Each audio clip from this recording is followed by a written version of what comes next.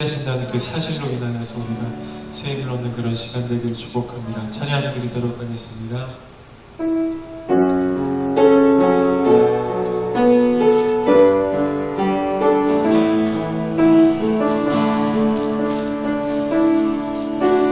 고단한 인생길 힘겨운 오늘도 예수 내 마음 아시네.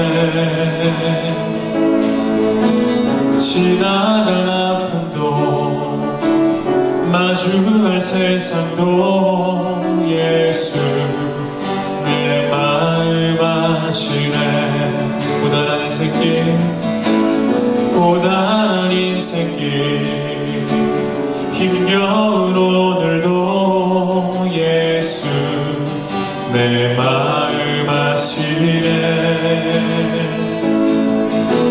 지나간 아픔도 마주할 세상도 예수 내 마음 아시네. 믿음의 눈 들어 주를 보리 이 또한 지나가리라.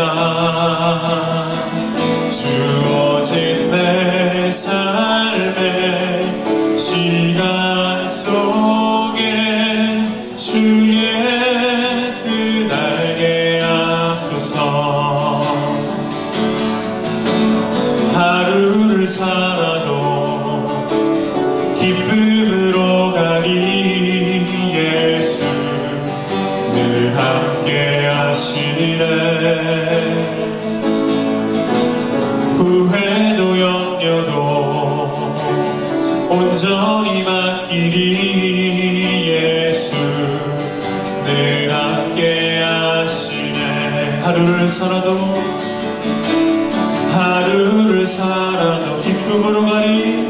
기쁨으로 가리 예수 늘 함께 하시네. 아멘. 후회도 염려 온전히 맡기리 예수 늘 함께 하시네. 아멘. 믿음의 눈 들어 주를 보 이 또한 지나가리라. 이 또한 지나가리라. 주어진 내 삶의 시간 속에 주의 뜻 알게 하소. 믿음의 눈 들어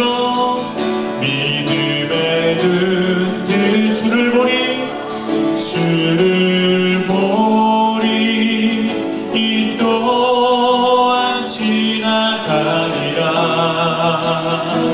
주어진 내 삶의 시간 속에 주의 뜻 알게 하. 믿음의 눈 들어 주를 보리 이 또한 지나가리라. 주어진 내 삶의 시간 속에 주의 뜻 알게 하소서. 아멘. 염려 다 맡기라.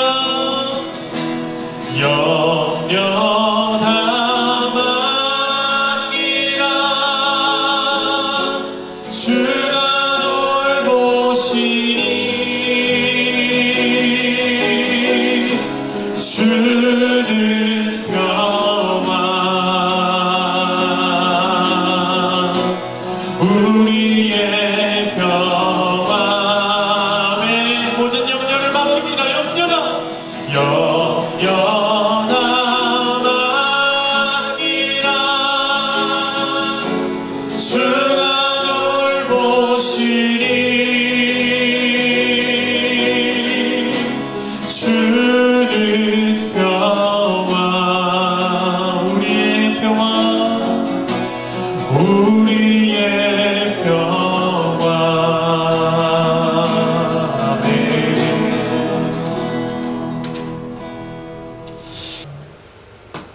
BC 593년경 아직 이스라엘 백성들이 이 바벨론 포로에 갇혀 살던 그때에 하나님 사람 에스겔이 그발 강가에서 환상을 보게 됩니다. 큰 폭풍과 구름 속에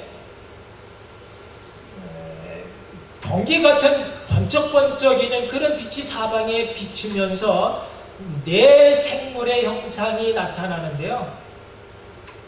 네 개의 얼굴과 서로 이어져 있는 네 개의 날개와 사람의 손과 구리같이 빛난 곧은 다리가 보입니다. 근데 그 네 개의 얼굴이 하나는 사자 얼굴이고 하나는 소의 얼굴이고 하나는 사람의 얼굴이고 하나는 독수리 얼굴이었습니다. 여러분, 에스겔이 무엇을 보았을까요? 그것은 장차 오실 메시아 하나님의 속성, 그 영광의 광채를 본 것입니다. 또 사도 요한이 반모섬에 유배되어 갇혀 있을 때 어느 날 하늘문이 열리더니 아주 신비한 환상이 보입니다. 7색깔 무지개와 함께 나팔 소리가 들리면서 그 하늘 보좌가 보이고 그 보좌에 앉으신 이와 그를 둘러싼 24장로들, 그리고 그 앞에 수정같이 맑은 유리바다와 그리고 그 보좌 주위를 왕래하는 네 생물이 보이는데, 그 네 생물이 무엇이냐?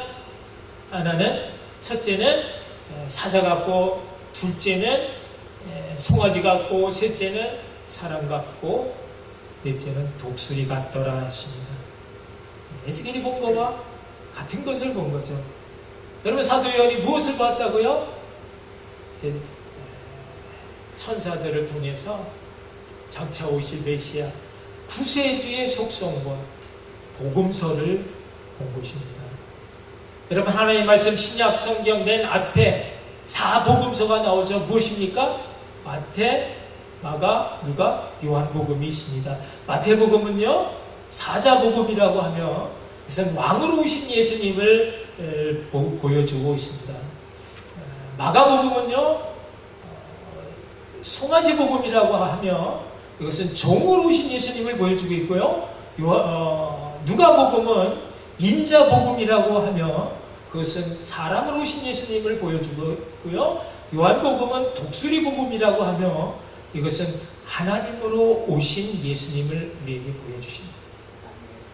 여러분, 왜 하나님이 예수님을 4명의 제자들을 통해 그들과 함께 살면서 보고 들은 똑같은 예수님 구속사의 사건, 복음을 왜 이와 같이 동서남북 다른 관점에서 보여주게 했을까요?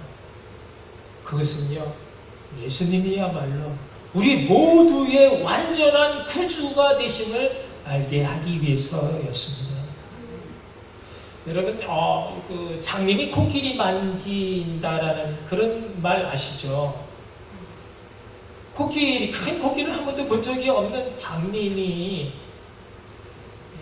만약에 코끼리 다리를 만졌다라고 한다면 이 장님은 코끼리는 기둥같이 생겼을 거라고 말할 것이고, 이 장님이 코끼리의 코를 만졌다라고 하면 코끼리는 부채처럼 넓적하게 생겼다라고 말할 것이고, 이 장님이 코끼리 코를 만졌다라면 코끼리는 배관처럼 둥글게 생겼다라고 말할 것입니다.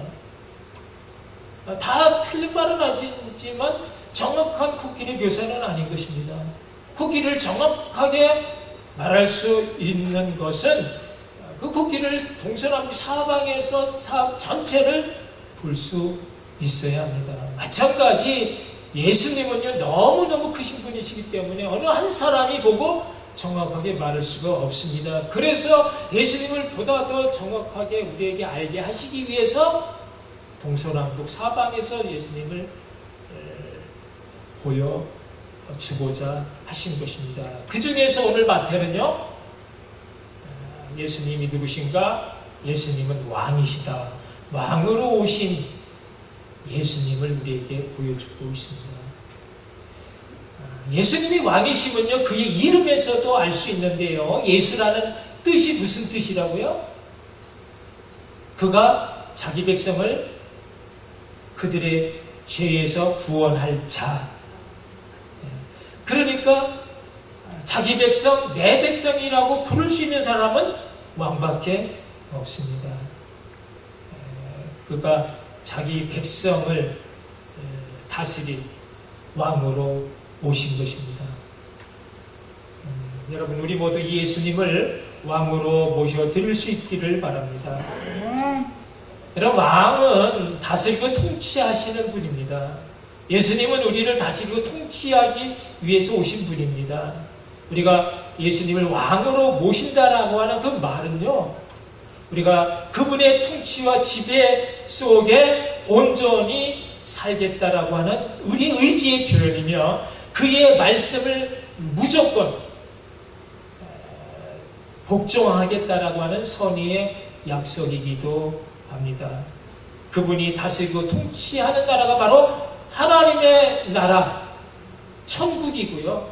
그분의 통치와 다스림을 받는 사람들이 바로 천국 백성, 하나님의 백성, 성도인 우리들인 것입니다. 여러분, 왕이 어느 지방을 시찰한다고 할 때 그냥 왕이 나가는 적이 없습니다. 반드시 먼저 왕의 길을 살펴보고 정비하는 사람을 보냅니다. 오늘 이사야의 글에 의하면, 보라, 내가 내 차자를 내 앞에 보내노니 그가 내 길을 준비하리라. 광야에서 외치는 소리가 있어 이르되 너희는 주의 길을 준비하라. 그의 오실 때를 곧게 하라. 예수님이 왕으로 오시기 때문에 미리 준비할 사람을 보냈는데, 그가 누구냐? 광야에 외치는 소리, 곧 세례 요한이었습니다. 그가 마지막 예수님의 길을 준비하는 선지자, 율법의 종결자, 하나님의 사자였던 것입니다. 여러분, 우리가 어떻게 왕으로 오신 주님을 준비할 수 있겠습니까? 왕으로 오시는 주님의 길은요, 높음이나 낮음이 있어서는 안 되는 평탄한 길이어야 합니다. 그와 같이 우리 교만해진 높은 마음을 회개함으로 깎여져야 하고요. 우리 침체되고 치유받아야 될 낮은 마음들은 그 어둠 속에서 올라와야 하는 것입니다. 이것을 위해서 외치는, 광야에서 외치는 소리, 세례 요한이 회개하라, 천국이 가까이 왔느니라 했습니다. 여러분, 우리에게 오신 예수님을 왕으로 모시기 위해서 우리는 어떻게 해야 한다고요? 회개하라는 것입니다. 회개는 우리의 마음을 깨끗하게 하는 것이죠. 여러분, 세상에 어떤 씨나 어떤 백성이 자기 나라 왕이 오시는데 그냥 아무렇게나 더럽고 누추한 곳에 모시는 사람은 없습니다. 최선을 다해 최고의 자리를 마련하는 것입니다. 왜요? 그분이 최고의 권위를 가진 최고의 사람이기 때문입니다. 여러분, 우리가 원래는 하나님을 모시고 살았던 사람들인데, 그만 최초의 사람 아담이 사탄의 꾀임에 빠져서 사탄의 지배를 받는 죄의 종이 되어버리고 말았습니다. 그런데 예수님의 오심으로 그 사탄의 지배로부터 우리를 구원하사 하나님의 지배를 받는, 다시 하나님의 백성이 되어지는, 그래서 하나님의 모든 복을 누리며 살게 해 주셨습니다. 그 거룩하신 예수님의 오심을 준비하는 것이 뭐라고요? 회개인 것입니다. 함께 하시기 위해서 내가 거룩하니 너희도 거룩하라는 것인데, 그런데 여러분, 도무지 내 힘으로는 나를 거룩하게 깨끗하게 할 수가 없어서 그래서 예수님이 우리의 지름보다 더 붉은 우리의 죄를 씻어주시기 위해서 그래서 자신의 거룩한 피를 십자가 위에서 흘려주신 것입니다. 이제는 누구든지 자기 죄를 자복하기만 하면 모든 그 피가 모든 죄를 말갛게 씻기시며 양털보다 흰보다 더 희게 해 주신다는 것입니다. 여러분 만일 우리가 우리 죄를 자백하면 어떻게 된다고요? 그는 미쁘시고 의로사 우리의 죄를 사해 주시며 우리를 모든 불의에서 깨끗게 해 주신다는 것입니다. 여러분 회개는 뭐와 같은 것이냐면 내가 자동차 운전을 하다가 그만 잘못된 길로 들어서게 됐을 때 그것을 알고는 빨리 그 순간 뉴턴해서 다시 원래의 길, 그 생명의 길로 가는 것과 같습니다. 내가 이 길이 아닌데 내가 길을 잘못 들어섰네. 그것을 알면서도 괜히 이 길로 들어왔는데 아무리 투덜거리면서 아무리 후회해도 거기서 핸들을 꺾고 유턴하지 않으면 그래서 그냥 쭉 하게 되면 그냥 죽는 것입니다. 여러분 내 삶의 모든 영역에서 하나님을 의지하지 않고 하나님의 말씀 뜻대로 살지 않고 내 마음대로 살았던 나의 그 불신앙, 불순종의 모든 죄를 다 고백하고 그리고 나를 알아가는 존재 자체가 그처럼 정말 어떻게 해볼 수 없는 그런 천혜의 몹쓸 죄인인 것을 깨달아 알아. 그런 나의 삶의 자세, 또 태도, 행동들을 돌이키는 것, 방향을 바꾸는 것, 유턴하는 것, 그것이 회개인 것입니다. 그런데 문제는 우리가 주님의 나라에 들어가 왕으로 오신 예수님의 그 지배를 받기 위해 우리가 매일같이 죄를 씻어내야 하는 회개가 있어야 되는데 문제는 이 회개하는 것이 결코 쉽지 않다는 것입니다. 왜 쉽지가 않을까요? 그것은 죄가 죄로 잘 여겨지지 않기 때문입니다. 여러분 나만 내 욕심과 정욕을 따라 사는 것이 아니라 세상 대부분의 많은 사람들이 죄악 가운데서 죄를 적당히 지으면서 살아가니까 죄에 대한 심각성이 피부로 와 닿지를 않습니다. 내가 정말 견딜 수 없는 죄인이라는 것이 통렬하게 느껴져야 물불 가리지 않고 밤낮 없이 주님 십자가 보혈 앞에 나가는데 어느덧 내가 짓는 죄의 감격이 무뎌지면서 나 혼자도 얼마든지 살 수 있는 것처럼 그렇게 착각을 합니다.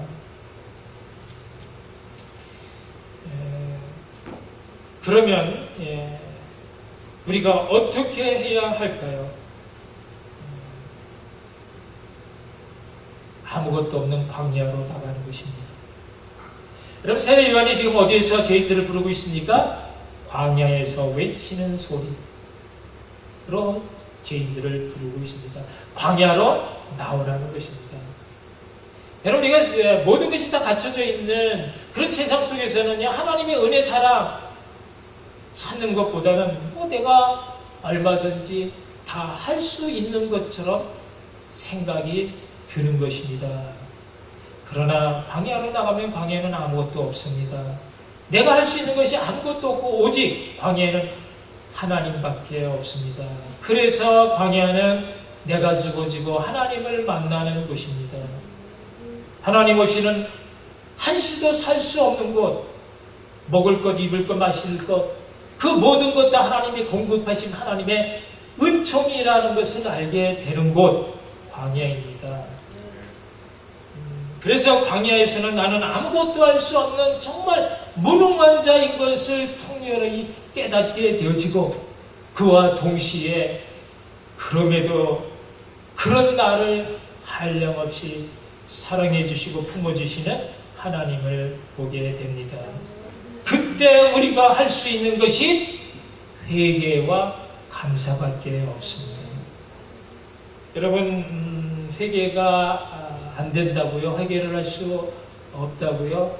아직 내가 세상에 주는 즐거움에 빠져서 주님의 사랑을 깊이 깨닫지 못해서입니다. 아직 내가 뭔가를 할 수 있다라고 착각하기 때문입니다. 아무것도 없는 광야로 나가 보면 눈에 보이는 세상이 그럴듯하게 보이지만 그것은요 잠시뿐이고, 옷과 같이 낡아지고 안개처럼 곧 사라지는 신기루, 가짜인 것이고요. 아무것도 할 수 없는 그 광야가 실제 나의 삶의 모습이라는 것을 알게 됩니다. 그 속에서 역사하시고 공급해 주시는 하나님의 그 은혜가 너무나 크고 놀라운데, 그 사랑을 받고 있는 나는 너무나 더럽고 추한, 그래서 도무지 부끄럽고 한심해서 어찌할 바 모르는, 그것이 바로 광야를 경험한 성도들의 고백인 것입니다. 여러분, 우리 삶이 너무 바빠 고달퍼지고 알 수 없는 세상 염려, 걱정, 근심, 두려움이 파도처럼 밀려오고 이유 없는 짜증과 우울함으로 밤잠을 설치고 있다면, 우리의 그 모든 것 다 후를 털어버리고 아무것도 없는 광야로 나갈 수 있기를 바랍니다. 주님은 언제나 그곳에 계시고 그곳에서 우리를 반갑게 맞아주십니다.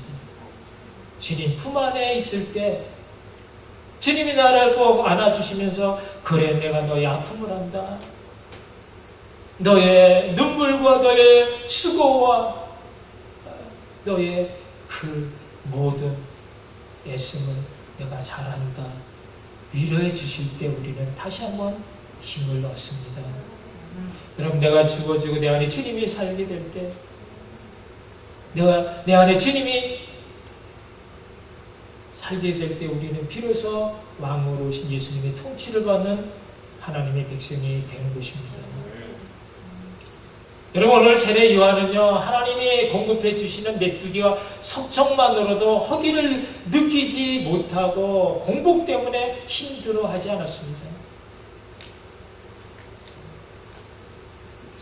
여러분이 세상 의지하는 거 다 끊고 세상 재미 붙여 살았던 거 다 버리고 오직 하나님께만 매달릴 때, 그것이 바로 광야인 것입니다. 하나님이 언제나 함께 하시는 광야의 축복이 여러분의 삶 가운데 늘 충만하시기를 축복합니다. 사랑하는 성도 여러분, 우리 모두 이제 세상을 의지하고 바라던 그 모든 걸 다 끊고, 그래서 오직 하나님만 매달리는 광야에서 회개의 영으로 쏟아 부어주시는 그 은혜를 받았다라고 한다면, 여러분 우리가 어떻게 살아야 할까요? 오늘 본문 8절 말씀이 회개에 합당한 열매를 맺으라 합니다. 여러분, 그 앞에 7절에는요, 이 독사의 자식들이라고 하는 책망을 들었던 바리새인과 사두개인들이 보입니다. 겉으로만 회개한 척, 거룩한 척, 깨끗한 척, 위선과 모양만 내는 너희는 아직도 독사 사탄의 자식이라는 것입니다. 너희가 정말 임박한 진노를 피하고 싶으냐? 그러면 회개에 합당한 열매를 맺으라는 것입니다.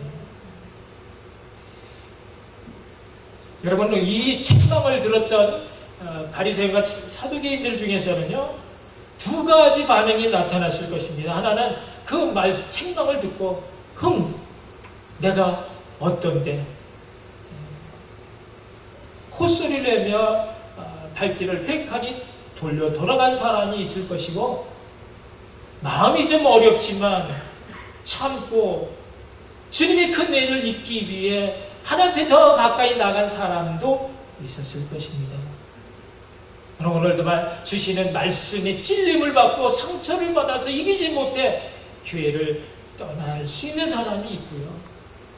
아니면 나의 연약함과 나의 잘못된 단점들이 말씀에 비춰져서 그대로 드러나질 때에 오히려 더 주님께 매달려 기도하는, 주님께 더 깊이 들어갈 수 있는 믿음의 성도가 있습니다. 상처를 받고 떠나는 사람은요, 어디를 가든지 자랑이 없습니다. 성장과 성숙이 멈춘 10살의 어린아이는요, 더 크고 깊은 은혜의 세계를 맛보지 못하고 그냥 언제나 10살의 그 작은 손바닥 아래서 사는 것입니다.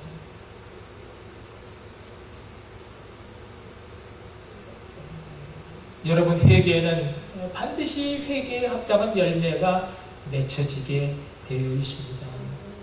여러분, 우리가 빛의 자녀라고 한다면 빛의 열매인 모든 착함과 의로움과 진실함이 우리 삶 가운데 그대로 열매 맺혀 보여지듯이, 우리가 잘못된 죄악의 길에서 돌이켜서 선한 진리의 길로 가고 있다라고 한다면, 시간이 흘러갈수록 우리 삶 가운데 그런 선한 열매, 삶의 열매들이 보여지게 되는 것입니다. 그런데 그 열매가 없다면 그 삶은 가짜입니다. 진짜 진심에서 우러나는 그런 회개가 아니고, 바리새인 사두개인처럼 그럴듯하게 보이려는 형식적인 회개일 뿐인 것입니다. 내가 진정 회개함으로 주님 나라에 들어가 왕으로 오신 주님의 지배를 받고 있는 하나님의 백성이라고 한다면, 광야 같은 세상에서 구름기둥과 불기둥으로 인도하시고 지켜주시는 보혜사 성령으로 말미암은 그 삶의 열매가 반드시 있게 된다는 것입니다. 있어야 합니다. 그것이 바로 정직의 열매고 겸손의 열매입니다. 그것이 바로 사랑과 희락과 화평과 오래 참음과 자비와 양성과 충성과 온유와 절제라고 하는 성령의 열매인 것입니다. 여러분, 내가 많이 변했다고요? 그런데 남이 그런 변한 나를 알아보지 못하면 아닌 것입니다. 내가 예수 믿어 달라진 내 삶의 변화, 그 열매는요, 나만을 위한 것일 뿐만 아니라 동시에 남을 위한 것입니다. 그래서 나만 볼 수 있는 것이 아니라 남이 먼저 볼 수가 있습니다. 우리의 신앙생활이 변해가야 하는 이유, 그 신앙의 열매가 왜 중요합니까? 그것은 오늘 본문 10절 밑에 있죠. 이미 도끼가 나무 뿌리에 놓였으니 좋은 열매를 맺지 아니하는 나무마다 지켜 불에 던져지리라.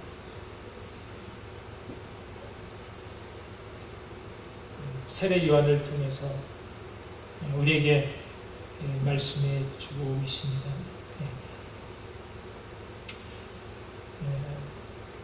우리가 이제 머지않아 다 같이 우리가 어디에 서게 된다고요? 백보자 심판대에 서게 됩니다. 그때 심판에 주로 오시는 예수님이 우리에게 무엇을 찾으신다고요? 좋은 열매, 선한 열매를 찾으십니다.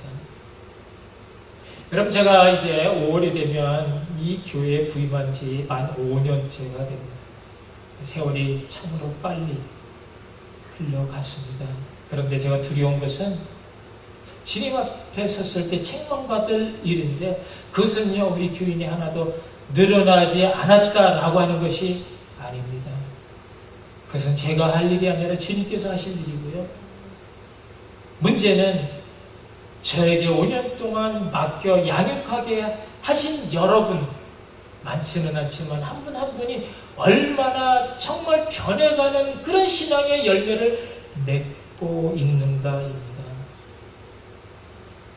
그럼 교회가 부흥되면 좋죠. 작은 교회가 할 수 없는 많은 사역들을 할 수 있어 좋습니다. 그러나 그것이 나 개인의 신앙, 영적 성숙과 축복과는 별로 관련이 없습니다. 뭐 큰 교회 다닌다고 해서 저절로 믿음이 자라나는 것이 아니기 때문입니다. 중요한 것은요, 나 자신이 그동안 얼마나 변했는가, 지금 얼마나 자라나고 있는가입니다. 여러분이 저와 함께 한 5년 동안 정말 조금이라도 여러분의 신앙생활과 삶 가운데 변한 것이 있는가? 여러분 좀 더 예수님을 사랑하게 되었습니까? 그래서 주님을 찬양하고 경배하는 예배를 더욱 사모하게 되고, 그래서 어떤 상황 속에서도 예수님으로 말미암아 기뻐하고 있는가?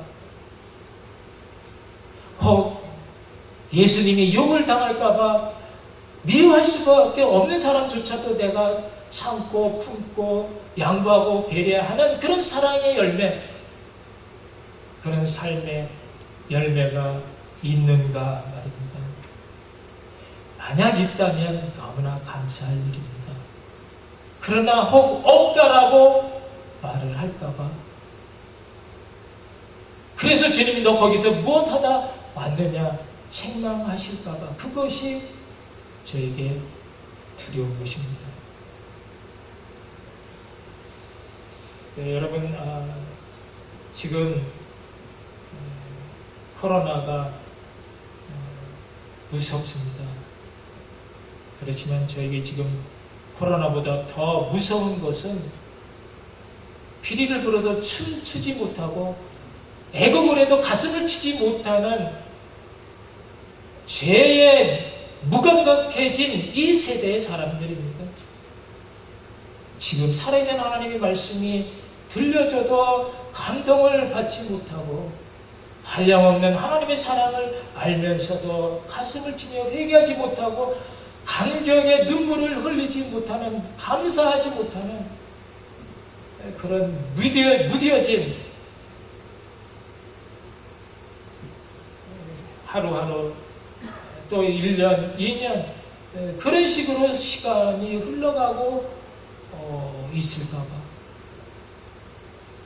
내가 정말 왕으로신 예수님의 통치를 받고 있는 그런 하나님의 백성 자녀인지 살펴보면서 고민하면서 좀 더 간절하게, 좀 더 애타는 마음으로 주님께 매달려 간구할 수 있기를 축복합니다. 오늘도 사랑의 주님 마음으로 오셔서 다스림을 받을 참된 회개의 사람, 믿음의 사람, 성령의 사람, 사랑의 사람을 찾을 때에 우리 모두 함께 나아가 마지막 주님께 귀하게 쓰임받는 복된 저 여러분 되시기를 주님의 이름으로 축복합니다. 기도하시겠습니다. 오늘 주신 말씀 우리 곰곰이 다시 한번 새기면서 이 마지막 세대 우리에게 말씀하시는 하나님의 경고의 말씀이라고 여러분 아멘으로 받아들이고, 내 모습 이대로 그냥 주님 앞에 설 수 없사오니 주님 나에게 왕으로 오신 예수님을 만나고 모실 수 있는 충만한 그런 회개의 모습으로 깨끗해지는 청결한 신부의 모습 갖게 해달라고 하나님 기도하시겠습니다. 사랑의 하나님 감사합니다. 오늘도 오셔서 말씀으로 비춰주시고 함께해 주시니 감사드립니다. 하나님